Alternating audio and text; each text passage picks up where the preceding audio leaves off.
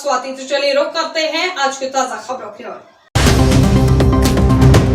कांग्रेस के पूर्व गृह मंत्री पी चिदम्बरम के उस बयान पर, जिसमें उन्होंने कहा कि कांग्रेस सरकार ने अमेरिका के दबाव में पाकिस्तान पर कार्रवाई नहीं की, भाजपा विधायक रामेश्वर शर्मा ने कड़ी प्रतिक्रिया दी है।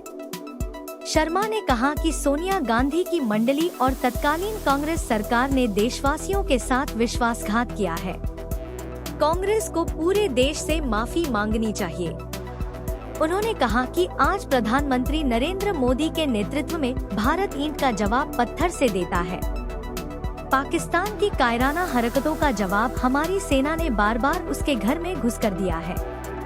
रामेश्वर शर्मा ने दो टूक कहा कि आतंकवाद किसी भी कीमत पर बर्दाश्त नहीं किया जाएगा और कांग्रेस की कमजोर नीतियों ने ही देश की सुरक्षा को पहले खतरे में डाला था।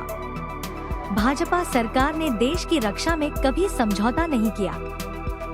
भारत के पूर्व मंत्री पी चिदम्बरम ने एक इंटरव्यू के दौरान ये कहा कि 26/11 को जो हमला हुआ, हम पाकिस्तान पर हमला करना चाहते थे, लेकिन अमेरिका का दबाव था, इसलिए हमने जवाबी कार्रवाई नहीं की। ये जो कांग्रेस का सच है बहुत दिन बाद सामने आता है।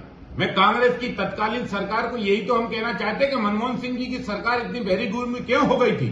उस समय आतंकवादियों की इतनी घटनाएं हुई, इनको जवाब क्यों नहीं दिया था?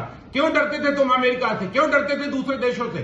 क्या अमेरिका अपने देश में आतंकवादी घटनाओं को बर्दाश्त कर सकता था?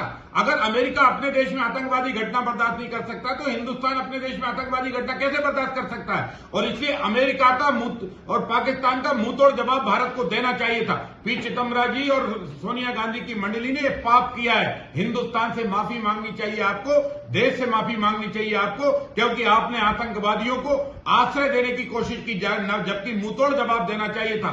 आज हम डंके की चोट पे कह सकते हैं कि भारत में ऐसी सेना तैयार है, भारत के ऐसे कठोर प्रधानमंत्री नरेंद्र मोदी जी तैयार हैं।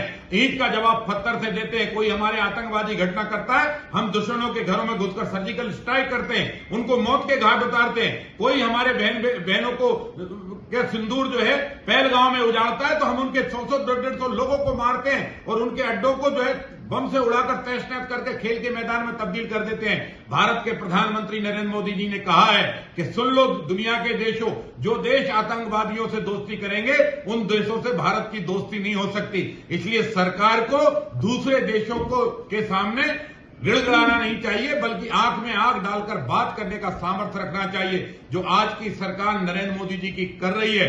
और अमेरिका को तो उस समय अटल बिहारी वाजपेयी जी ने भी ये कहा था, अटल जी से कहा था कि परमाणु विस्फोट मत करो, तो अटल जी ने कहा था अमेरिका कान खोलकर सुन ले, तू परमाणु परीक्षण कर सकता है तो भारत भी परमाणु परीक्षण कर सकता है। हम अपनी सुरक्षा के लिए अपने हथियार तैयार करेंगे और उसी लाइन का मेंटेन करने वाली आज भारतीय जनता पार्टी की सरकार है, नरेंद्र मोदी जी की सरकार, जो आतंकवादियों से को मुंहतोड़ जवाब दे रही है, आतंकवादियों को उनके घर में घुसकर मार रही है। और पी चिदम्बरम जी, सोनिया गांधी जी और कांग्रेस के जो मंत्रिमंडल के उस समय के सदस्य हों, पूरे देश से आपको माफी मांगना चाहिए, क्योंकि आपके कारण देश ने लगातार आतंकवाद भोगा है।